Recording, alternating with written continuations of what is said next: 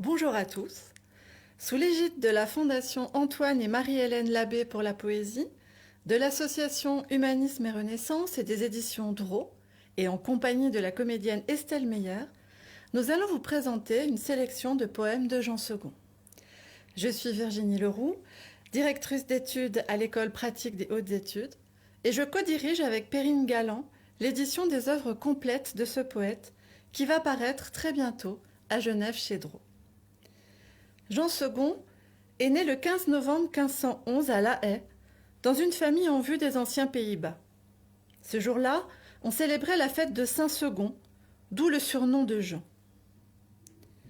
Le portrait que fit de lui son ami le peintre Jan van Scorel rappelle qu'il était connu aussi bien pour ses poèmes que pour les médailles qu'il a gravées. Sur la copie que vous voyez, Second tient en effet dans sa main gauche une médaille de sa maîtresse Julie, gravée par lui-même, tandis qu'un livre contenant ses poèmes est posé sur la table qui se trouve devant lui. Son père, Nicolas Everarts, enseigna le droit civil dans la prestigieuse université de Louvain, dont il fut recteur. Et il devint en 1528 le troisième président du Grand Conseil de Malines, la plus haute instance juridique de ce temps aux Pays-Bas. C'est en effet à Malines, une ville qui se trouve non loin de Bruxelles, que Marguerite d'Autriche, la tante de l'empereur Charles Quint, qui assura la régence des Pays-Bas avant l'émancipation de son neveu, puis en reprit la gouvernance à la demande de celui-ci, avait installé sa cour. Elle y attira des savants, des poètes et des artistes que Second put fréquenter grâce aux relations de son père. C'est à Malines qu'il composa le cycle des élégies à Julie, premier vrai succès de sa carrière, et sans doute qu'il découvrit l'art de la gravure avant de se tourner vers la cour impériale de Bruxelles et l'université de Louvain. En mars 1532, Second et son frère partent en France pour Bourges, compléter leurs études en droit romain auprès du Milanais André Alcia, réputé dans toute l'Europe pour son enseignement. André Alcia a aussi traduit en latin des épigrammes grecques du recueil d'épigrammes antiques qu'on appelle l'Anthologie grecque, un recueil qui suscite un grand engouement chez les humanistes qui rivalisent pour proposer des traductions ingénieuses. Il est surtout l'auteur des Emblèmes, un recueil qui va rencontrer un succès considérable en Europe. Il représente donc pour les deux frères le modèle du poète jurisconsulte dans lequel ils se reconnaissent. En effet, alors que les mythes de l'inspiration et de la vocation poétique ont exploité le motif du retrait du monde imposé par la pulsion d'écriture, Second, loin de s'abstraire de la cité, revendique une intégration sociale et se destine, comme ses frères, à une carrière administrative et politique. En mai 1533, il part rejoindre son frère Nicolas Grudius à la cour de Charles Quint en Espagne, et en mai 1534, il est nommé secrétaire du nouvel archevêque de Tolède, Juan Pardo de Tavera, qui pouvait espérer devenir pape, mais ne le devint pas. Au printemps 1535, Charles Quint, séduit par le jeune poète, décide de l'emmener avec lui au siège de Tunis, dans l'intention d'en faire le chantre de ses exploits. Mais Second, malade, dut quitter l'Espagne. À l'été 1536, Charles Quint fit de lui son secrétaire et lui proposa une mission à Rome auprès du pape. Mais Second, emporté par un accès de fièvre, mourut le 25 septembre 1536, probablement des suites de la malaria. Il avait 25 ans.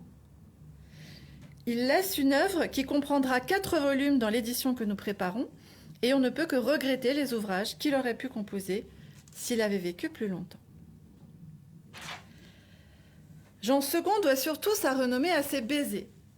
Son innovation consiste à faire du baiser, qui jusqu'alors était un motif poétique, illustré par Catulle, par Martial, présent dans l'anthologie grecque et goûté par les poètes néo-latins italiens, un véritable genre littéraire, puisqu'il prépare une collection qui deviendra un recueil de 19 baisers dans lequel il multiplie les maîtres, les modèles et les tonalités, de la veine obscène à la fusion mystique néoplatonicienne. L'ouvrage manuscrit fut présenté en février-mai 1534 à la cour de Charles Quint à Tolède, et le succès fut immédiat. Il ne se démentit pas par la suite, puisque les baisers de Second furent lus et imités par des poètes aussi variés que Ronsard, Fleming ou Goethe. Estelle va réciter successivement le baiser 1, programmatique, qui rapporte en une fable plaisante l'origine des baisers associés aux roses et à la laine fécondante de Vénus. Le baiser 8, qui développe le thème de la morsure amoureuse récurrent dans la poésie érotique de la Renaissance. Et le baiser 10, qui exalte la variété en amour. Les poèmes seront lus en traduction, mais Estelle vous lira aussi quelques anacréontiques du baiser 8 pour vous donner une idée du latin de second et de ses expérimentations métriques. Baiser 1. Vénus avait conduit Ascagne au-dessus des monts de Cythère, l'avait posé, dormant, sur de tendres pensées. Alentour, elle avait jeté des roses blanches en nuées, parsemé tout le lieu de leur liquide essence. En son cœur, elle a réveillé l'antique flamme d'Adonis, et l'ardeur bien connue rampe au fond de ses eaux. Que de fois elle a désiré enlacer son petit enfant, que de fois elle a dit tel était Adonis. Mais dans la crainte de troubler le calme sommeil du petit, elle a donné 1000 baisers aux roses proches. Et les voici tout échauffées. Dionée de ses lèvres d'amante absorbe leur haleine doucement bruissante. Chaque rose qu'elle a touchée a fait naître autant de baisers, soudain, multipliant la joie de la déesse. Alors, Cythérée a fendu les nues sur ses cygnes neigeux pour parcourir le globe de la terre immense. À la façon de Triptolème, en la glèbe féconde, elle sème les baisers par 3 fois, profère un son inouï. De là naquit cette moisson, bénéfique aux mortels souffrants. De là naquit le seul remède à tous mes maux. Ô, salut pour l'éternité, vous qui calmez ma pauvre flamme. Baiser mouillé, né des roses si fraîches. Me voici, je suis l'inspiré qui célébrera votre gloire, tant que le mont Méduséen sera connu, qu'en souvenir des Énéades, race très aimée, l'éloquent amour modulera les mots des Romulides.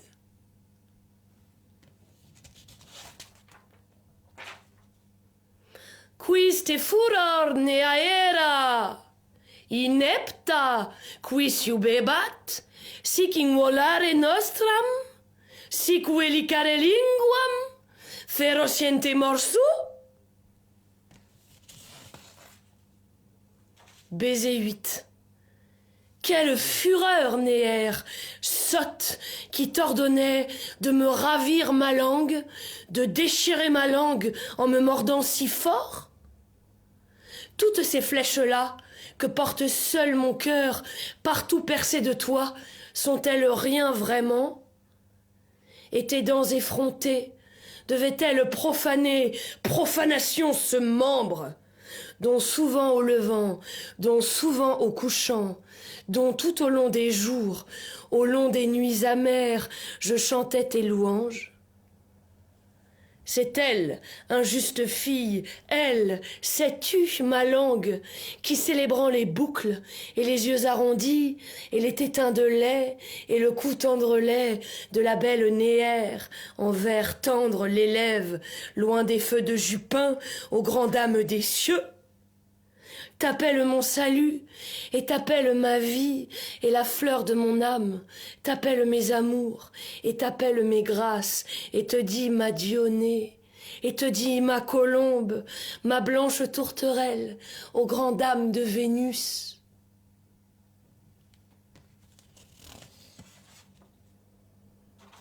Est-ce là ce qui fait qu'il te plaît, souveraine, de la blesser ainsi? Pourtant nulle blessure, ma belle, tu le sais, ne la fâcherait tant qu'elle ne chantât plus ses jolis yeux, ses lèvres et ses dents sensuelles qui lui firent du mal, malgré le sang qui coule et ses balbutiements, ô beauté souveraine. Baiser 10. Je ne suis pas bien sûre de savoir quel baiser bouleverse mon âme. Mouillés, sur tes lèvres mouillées, je les adore. Mais ce n'est point à dire que me déplaisent de petits baisers secs. Souvent ils font couler en mes os la chaleur. Il est bien doux aussi de poser des baisers sur des yeux vacillants, après avoir séduit les auteurs de ces mots, de s'incliner partout, tout au long de tes joues, tout au long de ton cou, de ton épaule blanche ou de ton sein neigeux, et de marquer de bleu tout le long de tes joues, tout le long de ton cou, ta belle épaule blanche ou ton beau sein tout blanc.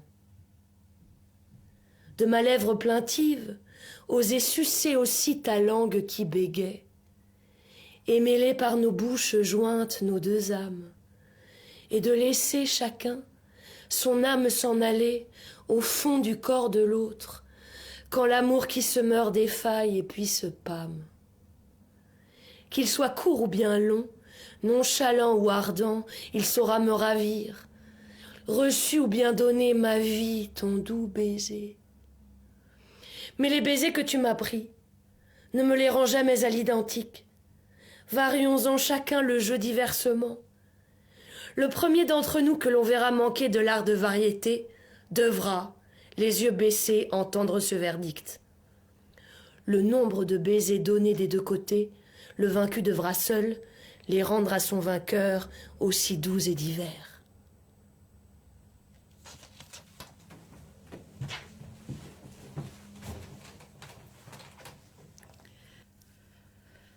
Second s'essaye au motif particulièrement goûté de ses contemporains, avec qui il rivalise. Il illustre par exemple, dans l'élégie 2-4, le couple antithétique du feu et de la neige, dont on a fait l'emblème du pétrarchisme en latin. Ce poème s'inscrit dans une série d'imitations d'une épigramme latine intitulée « Boule de neige », attribuée à Pétrone ou plus récemment à Ovide.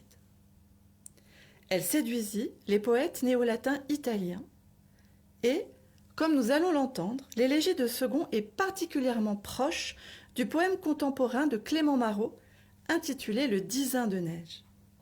Comme lui, Second accentue en effet le paradoxe de l'alliance fabuleuse des contraires.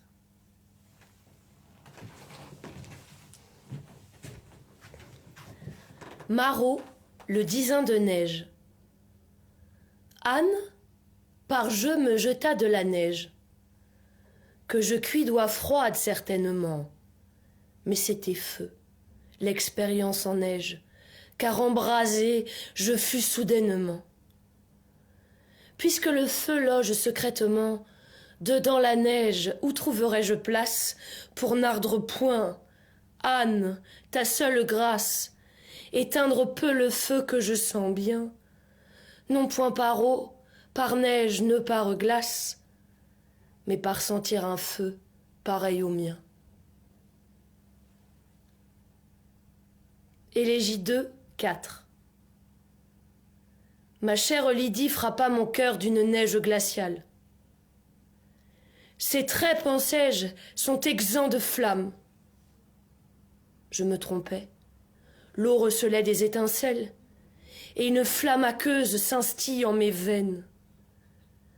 Là, comment sans péril esquiver ce brasier, si nous craignons les eaux que le froid a durcies? Ce brandon né du froid, nul froid ne l'éteindra. C'est d'un brandon qu'il faudra espérer du froid. Embrase-toi de pareil feu pour soulager mon triste amour, car ta froideur dure, Lydie, dure toujours.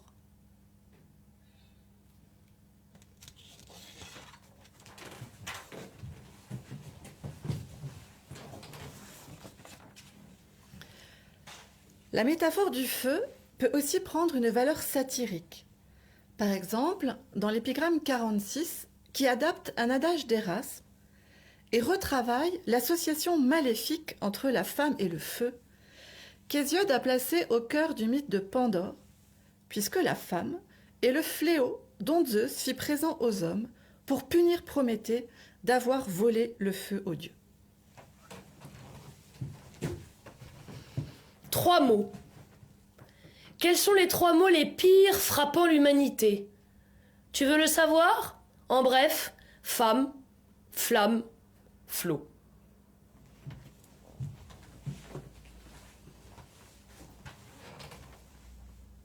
La sylve 8 est un nouvel exemple d'émulation. Il s'agit d'un dialogue entre un voyageur et Écho qui permet à Second de déployer sa virtuosité en cultivant des vers échoïques. Plusieurs textes du corpus antique illustrèrent le genre du dialogue en écho. Le plus fameux est le récit de la rencontre entre Écho et Narcisse au 3e livre des Métamorphoses d'Ovide. Dans ce passage virtuose, la nymphe tente de séduire le jeune homme en répétant ou en tronquant les derniers mots de ses répliques. Par exemple, quand, effrayé des avances de la nymphe, Narcisse s'exclame en fuyant qu'il mourra avant que la nymphe dispose de lui à son gré, sa phrase écourtée de moitié prend un sens exactement opposé en devenant un vœu d'Écho. Dispose de moi à ton gré. Cependant, le texte qui suscita la mode du dialogue en écho à la Renaissance est plutôt une épigramme de l'anthologie grecque due à un certain Goradas, dans laquelle un jeune homme amoureux sollicite l'aide d'Écho. L'humaniste italien Ange Policien la traduisit en latin et l'imita en italien, donnant le coup d'envoi à toute une série de dialogues échoïques.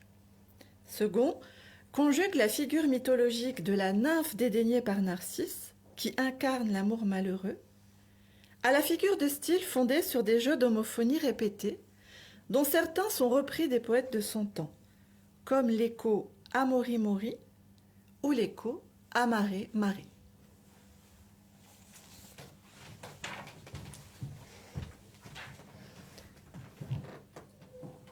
Écho et le voyageur. Ô déesse, qui habites les cavernes profondes et gouverne les retraites ombreuses des bois, toi qui seule parmi toutes les déesses, que les feuilles enchantent et qu'enchantent les sources, te fais entendre chaque fois sans jamais te faire voir. Dis-moi, quand s'apaisera cette flamme qui me dévore au plus profond de moi. C'est ainsi, belle déesse, qu'un feu te dévora jadis, né du regard orgueilleux d'un garçon ravissant. Au temps où, réduite à un soupir, tu gisais, ombre languissante, et que ta vie, ne subsistant plus, que dans ta voix, était portée par un bref souffle d'air. Dis-moi, puisque peut-être tu te plais à entendre mes plaintes et à raviver tes amours anciennes, dis-moi donc, je t'en prie, qui pourra imposer de tardives limites à l'indomptable amour? La mort! Que les dieux m'en préservent! Ainsi donc les sanglots, les larmes et les plaintes me poursuivront jusqu'au jour de ma vieillesse et ne quitteront pas même mes jours de vieillesse? Ou bien faut-il quitter la vie avant d'en avoir joui? Oui, mais je pourrais voyager à travers peuples et mers où ne pourront me suivre les ailes d'un amour soustrait à mon regard. Là-bas, les yeux de ma maîtresse laissés loin en arrière, ces 2 flambeaux célestes cesseront de me brûler. Brûler! Et sa bouche rose, ses joues de me tourmenter, hanter. Mais cette douleur sera légère et brève. Bientôt, se retrouvant privée de tout aliment, elle s'éteindra la première, malgré tes mots contraires. Au contraire! L'amour est-il tellement amer, telle la mer? Pauvre de moi, les autres mots acceptent et apprécient les soins qui les guérissent. Seul l'amour n'est soulagé par aucun savoir-faire. Il ne cède pas aux incantations, ne cède pas aux drogues. Il méprise le conseil de l'ami fidèle, méprise les arguments des gens bien avisés qui savent ce qu'il est. Qu'il est! Aussi seulement, malheureux, malheureux que je suis, je pouvais ne plus sentir ces terribles douleurs.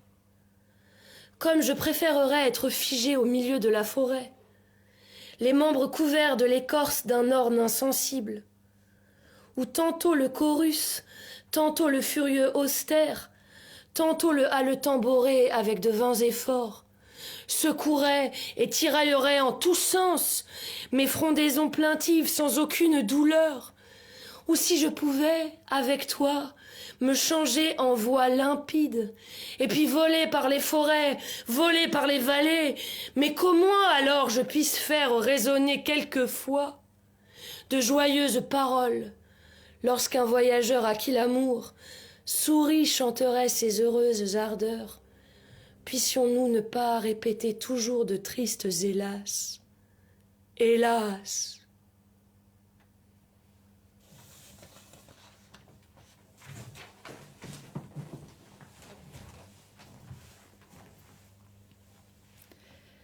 Si Second est surtout connu comme poète érotique, c'est aussi un jeune loup qui cherche à faire carrière.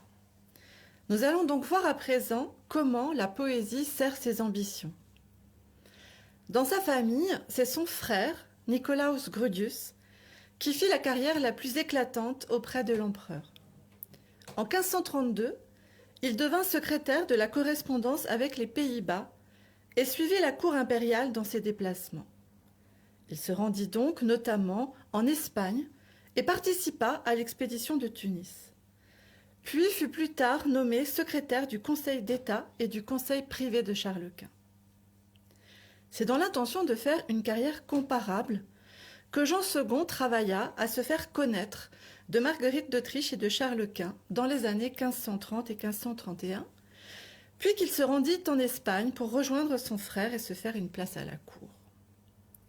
Pour séduire l'empereur et sa tante, Second commence par célébrer deux événements majeurs.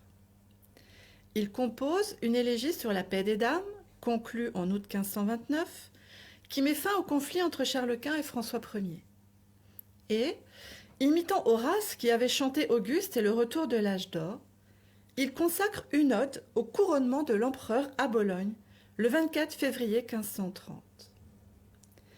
Dante, dans le De Monarchia, reprend la lecture augustinienne et chrétienne de la 4e bucolique de Virgile pour sanctifier l'idéal impérial et la conception gibelline de la monarchie universelle dont s'inspirent les conseillers de Charles Quint, notamment Mercurino Gattinara. La lecture de textes eschatologiques comme ceux de Joachim de Flore, qui revivifient la tradition millénariste chrétienne, avait convaincu Gattinara que Charles pouvait être le prince qui réaliserait la prophétie évangélique annoncée par Jean, l'unification du monde sous un seul pasteur. Il vise la suprématie d'une monarchie universelle supranationale, organisée selon le modèle mythique de l'Empire romain et capable de garantir la paix sous l'égide du christianisme. Jean II célèbre ainsi l'empereur providentiel qui règne sur l'univers pacifié, œuvre à la diffusion de la foi chrétienne dans le monde et, en garantissant la paix, assure le bonheur des populations.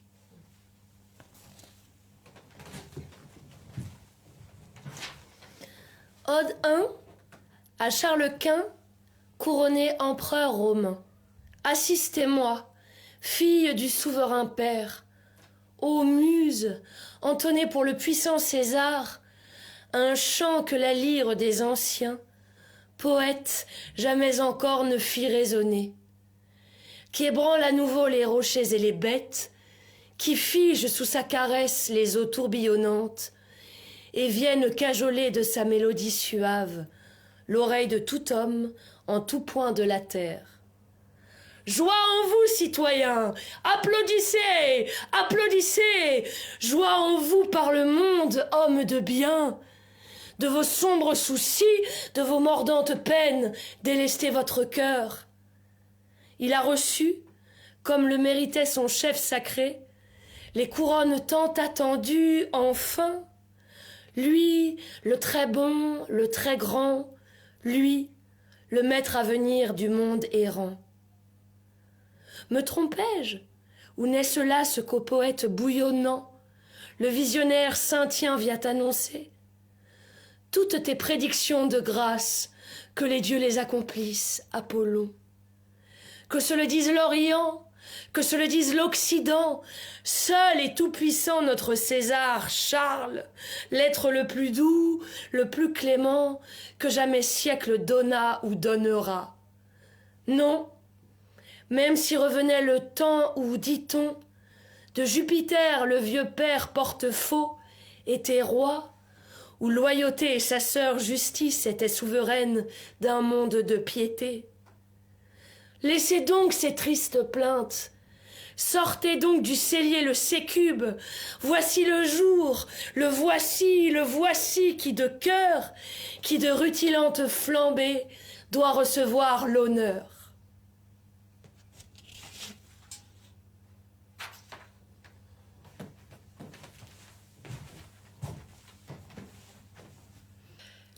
Charles Quint fit son entrée solennelle à Bruxelles le 24 janvier 1531 pour tenter de régler des dossiers concernant la religion et l'inextricable affaire du divorce d'Henri VIII.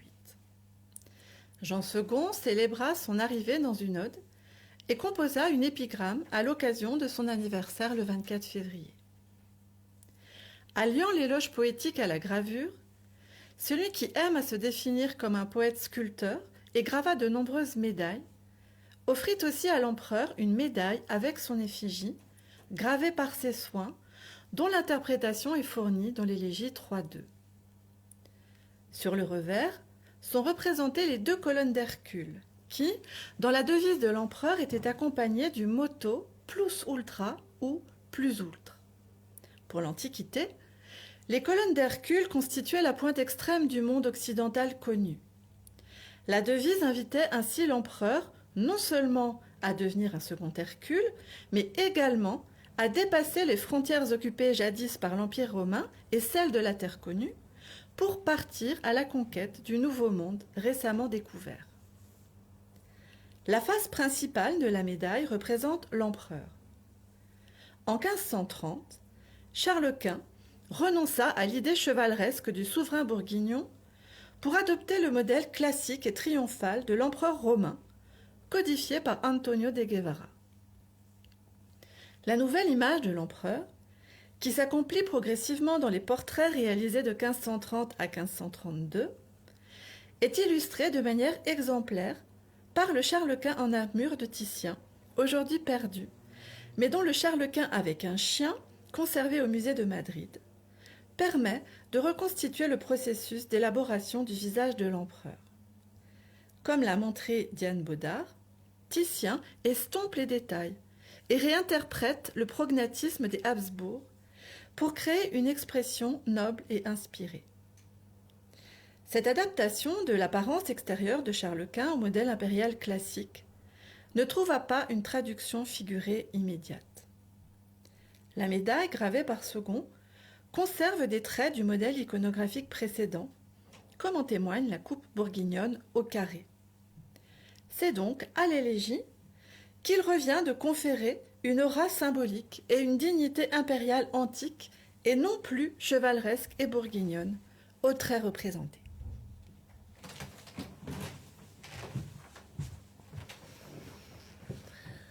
À Charles Quint, empereur des Romains, pieux, heureux, auguste. Toi qui seul pouvais, Charles, dans ta main invincible, tenir tous les royaumes du globe terrestre. Si la bonne fortune ne s'était privée elle-même du pouvoir de combler une tête si chère, la médaille présente est l'œuvre d'un sculpteur-poète. Tu seras indulgent si son art est médiocre. D'un côté, tu verras les colonnes d'Hercule résister aux assauts d'une mer déchaînée, ton emblème. Plus heureux, l'autre côté présente ton visage auguste. Pourquoi le contempler toi-même les yeux fixes? Est-ce qu'en lui soudain, l'honneur, la douceur et la dignité, chez toi hors du commun, sont devenus visibles? Assurément, c'est bien là ton portrait, très clément César. Mais combien maladroits sont les doigts qui l'ont fait. Il fallait pour le former ou les mains de Lysippe, ou celles qui jadis ont forgé Pallas et Jupiter. Alors, il aurait pu briller parmi les visages des dieux, envié par tous les dieux, envié par Jupiter. Mais comme celui-ci est l'œuvre de ma main téméraire, combien il perd de grâce et combien de grandeur. Si imparfait soit-il, cependant, il pourra donner aux peuples éloignés preuve de ta piété, et donner crédit à travers les siècles à tes hauts faits. Dans l'histoire, César, il trouvera sa place. L'homme que chacun est, celui qu'il a été, est révélé par le portrait. Il porte du cœur les marques sûres. Elle accuse à jamais les actes de cruauté de Néron, la monnaie des reins fauves qui nous reste encore. Elle montre sa main, souillée du meurtre de sa famille. Elle montre les marques du sang de sa mère, les biens de la ville reine flambant d'un feu criminel, et les corps mutilés de tant de sénateurs. De même, quand les siècles qui viennent verront ton visage, ils sauront ta piété, ta loyauté, ta foi, ainsi que ton esprit tout à fait respectueux du droit, même si aucun livre ne parlait de toi.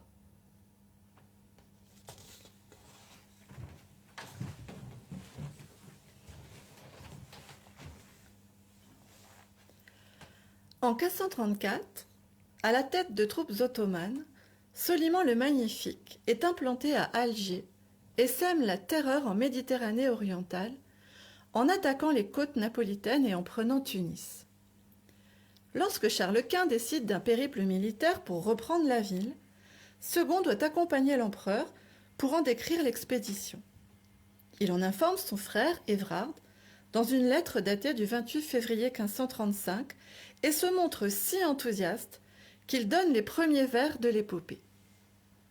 Or, un accès de fièvre carte aura raison de sa participation à l'expédition. À défaut d'épopée, Second compose un éloge élégiaco-épique de l'empereur, dans lequel il imagine que Charles Quint, descendant d'Énée et de son fils Iule, comme tous les empereurs romains, débarque à Tunis, Nouvelle-Carthage, pour y réparer la faute d'Énée, qui avait abandonné la reine de Carthage, Didon, éprise de lui, et l'avait donc indirectement poussé au suicide. Dans une prosopopée qui sert de pointe, Didon, nommé par son nom phénicien Élisa, confesse que la gloire de Charles est supérieure à celle de son ancêtre, et qu'il aurait mieux valu pour sa propre célébrité qu'elle fût tombée amoureuse de lui, et que ce fût lui qui eût causé sa mort.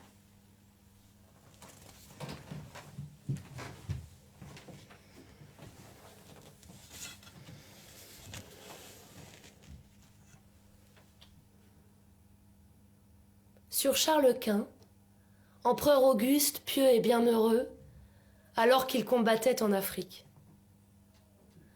Lui qu'engendra le sang d'Énée, le sang du gracieux Iule.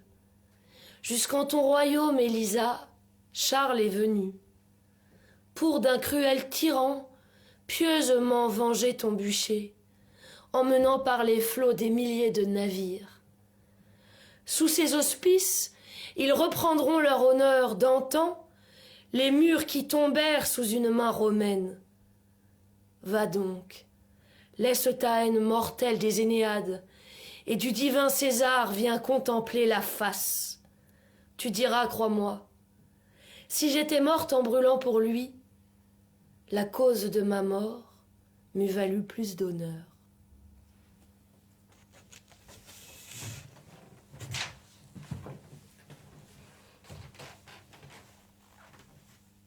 Si Second loue l'empereur, il s'en prend corrélativement à ses ennemis, à commencer par le roi de France, contre qui il compose 2 épigrammes qui rappellent les pièces ouvertement obscènes de Catulle sur César et qui sont si virulentes que les frères de Second les censureront dans l'édition posthume de ses œuvres qui paraîtra en 1541. Elles ont vraisemblablement été composées peu après février 1536 et l'invasion de la Savoie par François Ier. Dans l'épigramme 25, qu'Estelle va nous dire, Second exploite ainsi la symbolique traditionnelle de la confrontation du coq et de l'aigle et oppose le roi de France, comparé à un chapon belliqueux, à l'aigle impérial attaché à la paix et paré de toutes les vertus. Après lui avoir rappelé la captivité espagnole et les nombreux coqs ensevelis en Italie, Second recommande aux volatiles français une expédition en Phrygie où, en l'honneur de la grande déesse Cybèle, il s'auto-castrerait, à la manière des Galles, châtrés pour honorer la déesse. Par cette mention de la Phrygie, où règne désormais le Grand Turc, Second dénonce l'alliance entre François Ier et les infidèles, au moment où Charles Quint, après sa victoire de Tunis, incarne la défense de la chrétienté.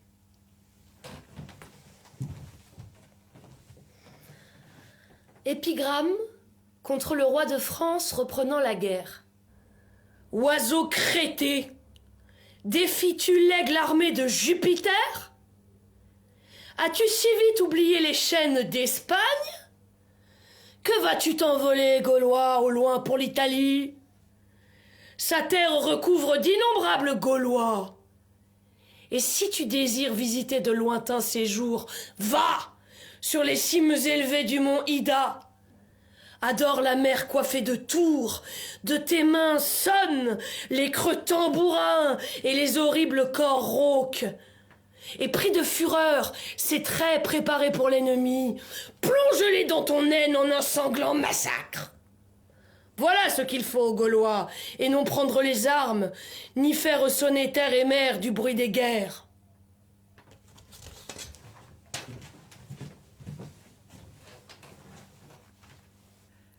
De même qu'il s'en prend au roi de France, Second prend parti pour l'empereur contre Henri VIII au moment de l'affaire du divorce royal qui commence en 1527 lorsqu'Henri VIII demande au Saint-Siège l'annulation de son mariage avec Catherine d'Aragon.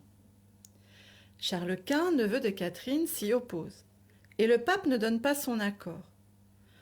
Henri VIII se convainc alors progressivement de la nécessaire rupture avec le Saint-Siège. Thomas Cranmer, sensible aux thèses luthériennes, bénit le mariage du souverain anglais avec Anne Boleyn en janvier 1533 et annule son mariage avec Catherine d'Aragon en mai de la même année. Le pape Clément VII réagit en excommuniant Henri VIII, événement qui fut à l'origine du schisme d'Angleterre et de la création de l'Église anglicane. Jean II s'intéresse tout particulièrement à deux victimes du roi d'Angleterre, Catherine, l'épouse trahie, et l'humaniste Thomas More.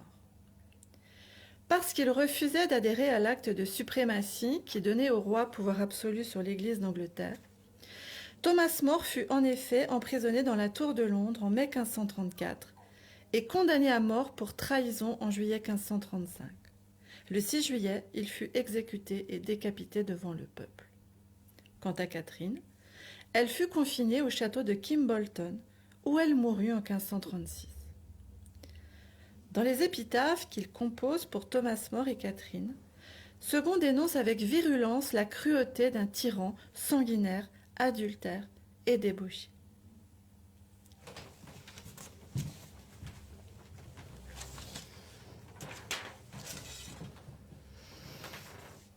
Épitaphe de Thomas More, dialogue entre un étranger et un citoyen. Qui gît ici décapité? À qui est cette tête tranchée par l'épée? Ces blancs cheveux qui baignent dans ce sang hideux? Si gît l'illustre Thomas More, telle est la récompense des destins. Pour les bons mains malheur, aux méchants mains bonheur. Quelles divinités sont assemblées autour de la triste dépouille? La déesse attachée au vrai, sainte foi et Némésis. Les deux premières furent la cause de sa mort, mais la troisième vengera cet inique trépas.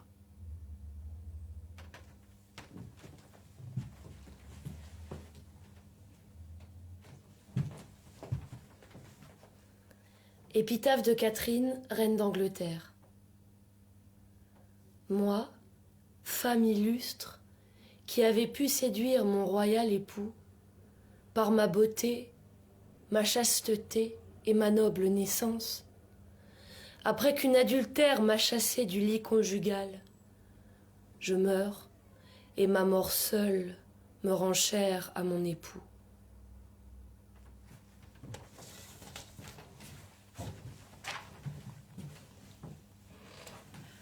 Un dernier aspect de la poésie de Jean II est son goût pour l'ekphrasis, la description d'œuvres d'art.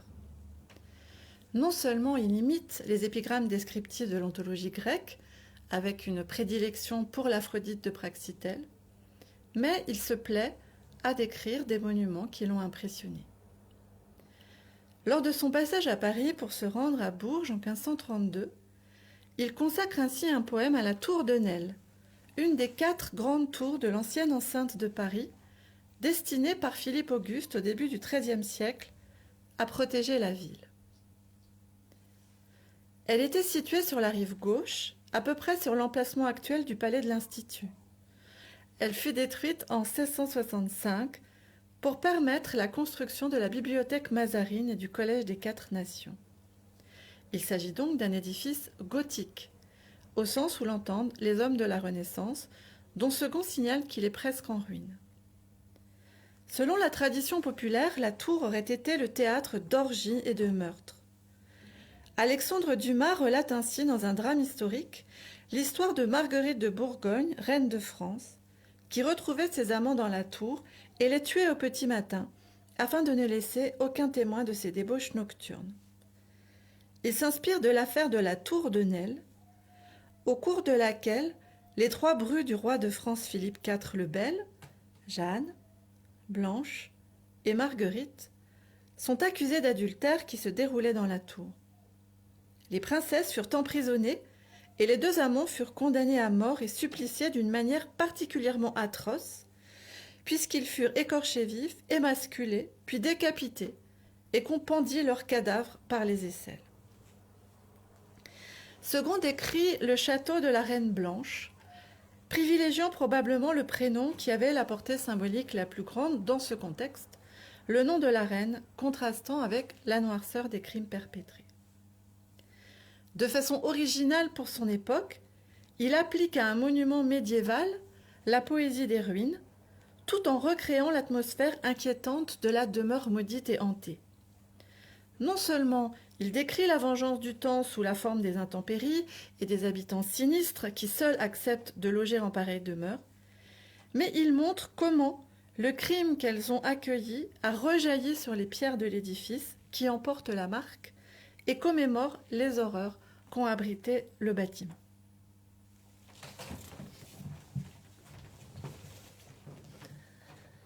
Épigramme sur le château de la Reine Blanche à Paris. Regardez, là où la Seine roule des eaux jaunâtres. Le château presque en ruine où vécut autrefois, dit-on, une reine affolée d'une passion funeste.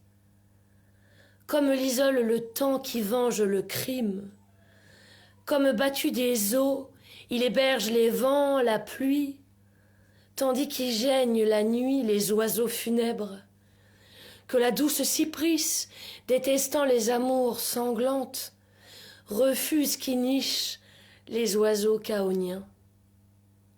Là, vols, striges et furies, là les ombres en foule déplorent leur destin par des plaintes lugubres. Ainsi pour toujours, la maison qui sait ses nombreux meurtres expie les crimes de sa lascive maîtresse. Il glisse, condamné aussi à une lente ruine, les rocs en suspens. Il supplie les mains des hommes. Il les supplie en vain. Un dur arrêt les tient debout, qui veut qu'à leur restauration nul ne s'emploie, sans périr par l'épée pour prix d'une injuste piété. Qui oserait encore imiter ces horreurs? Même les rocs, par cet arrêt, sont de mort menacés. Bien après les cendres, restent les monuments du crime.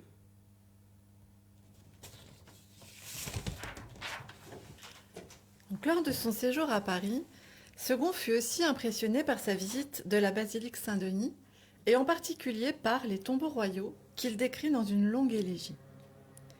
Après une présentation générale des tombeaux et des statues, Second se concentre sur le tombeau de Charles VIII, puis sur celui de Louis XII, qui présente la particularité de comporter de doubles effigies royales.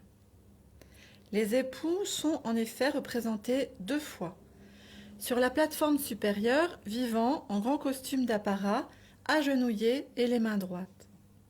Et, à l'intérieur des arcades, sur un sarcophage, gisant, nus, à l'état de cadavre, avec un réalisme implacable, puisqu'on a fait figurer sur leurs abdomens l'ouverture recousue nécessaire à l'éviscération. Le tombeau de Louis XII, mort en 1515, fut commandé dès l'année 1516 par François Ier, mais installé à Saint-Denis seulement entre l'été et l'automne 1531. La description de Jean II présente donc un caractère d'actualité et reflète les enjeux politiques de l'architecture royale. L'abbatiale est un lieu de mémoire de la monarchie française et François Ier, dans sa rivalité avec Charles Quint, mise sur son implantation en Italie et valorise en Louis XII le sang milanais et l'héritage italien. C'est pourquoi le tombeau de Saint-Denis, dont la réalisation fut confiée à l'atelier des sculpteurs italiens de la famille di Giusto di Betti, naturalisé sous le nom de Juste, imite celui qui fut réalisé à la Chartreuse de Pavie pour Gian Galeazzo Visconti, arrière-grand-père de Louis XII par sa grand-mère, Valentine Visconti. Second est conscient de ces enjeux politiques et mémoriels qu'il s'attache à déconstruire, en mettant l'accent sur la terreur portée en Italie par Charles VIII et Louis XII. Les derniers vers du poème proclament la supériorité de l'Italie sur la France, en rappelant que de tels chefs-d'œuvre ont pu être sculptés uniquement par des mains latines, c'est-à-dire italiennes, et non par des mains barbares, c'est-à-dire françaises. À la célébration dynastique, le poète substitue une méditation philosophique et religieuse sur la condition humaine et sur le contraste entre la puissance des rois et leur humiliation dans la mort. Le poète érotique s'exprime lorsqu'il suggère que la reine continue d'adresser de tendres propos à son époux et qu'elle semble vouloir l'embrasser une dernière fois. Le poète sculpteur célèbre surtout le pouvoir démiurgique de l'artiste, capable de vaincre la mort. Tombeau de Saint-Denis. Au sommet du tombeau, les 2 genoux ployés, arborant sa vieillesse 3 fois vénérable, en personne le roi, dans l'urne contemplait ses cendres, semblant dire au présent, c'est ainsi que j'étais. Le marbre miséricordieux a recueilli mes traits. Il a certes ravi cette proie à la terre, mais la conscience et l'âme font défaut aux pierres vives qui n'ont voulu soustraire cette proie aux cieux. La reine, compagne de sa couche, puis de son tombeau, semblait encore dire au vieillard des douceurs, sise à gauche de son époux, à quelque distance de lui, prête, je crois, à s'en rapprocher si possible. Quel plaisir as-tu pris, envieux sculpteur, à éloigner l'épouse aimante? Que ne la laissais-tu embrasser son mari? Au cœur du monument, dans l'humble cavité qui est leur lot, reposent leurs 2 corps abattus par la mort. Et les pierres, qui sont pleines de vie au sommet du tombeau, désormais desséchées, ont cédé à la mort. Leur peau pend, distendue, enfouis dans leur sombre retraite, leurs yeux sont clos, leur triste chevelure clairsemée, leurs narines grêles, leurs jambes et leurs mains amaigries, tout ce que peut contre la vie la mort nuisible, la main émule de la rude mort, la portée sur la pierre, sculptée en même lieu, se dresse vie et mort. Assurément, ces statues rayonnent dans tout son éclat, un art qui n'a besoin d'un secours extérieur. Le marbre est pâle, couleur qu'exige la pénible mort, il se tait. Les défunts ont désappris les mots. Marbre, qui devait tant à un burin béni des dieux, restitués à la vie, mais aussi à la mort, par quelle main vous dirais-je créé pour m'abuser si bien, que moi-même j'ai peine à me méfier. Oh putain, je reprends. Marbre, qui devait tant à un burin béni des dieux, restitués à la vie, mais aussi à la mort. Par quelle main vous dirais-je créé pour m'abuser si bien, que moi-même j'ai peine à me fier à mes sens? Ce sont assurément des doigts latins qui vous polirent. Des mains barbares n'en auraient été capables. Vivez, tant que sera vantée la Dionée de Cnide, l'admirable statue que sculpta Praxitèle. Nous finirons en musique, puisque nous allons écouter l'ode 10, une ode adressée à Amour, mise en musique par Nicolas Gombert, un des plus importants compositeurs franco-flamands, élève de Josquin-des-Prés et maître de chapelle de Charles Quint. Second et lui se sont probablement fréquentés à la cour de l'empereur, peut-être déjà en 1531, au moment du séjour à Bruxelles, ou en Espagne, où ils se trouvaient tous deux entre 1533 et 1535. La version que nous allons écouter est chantée par le Brabant Ensemble et elle est dirigée par Stephen Rice.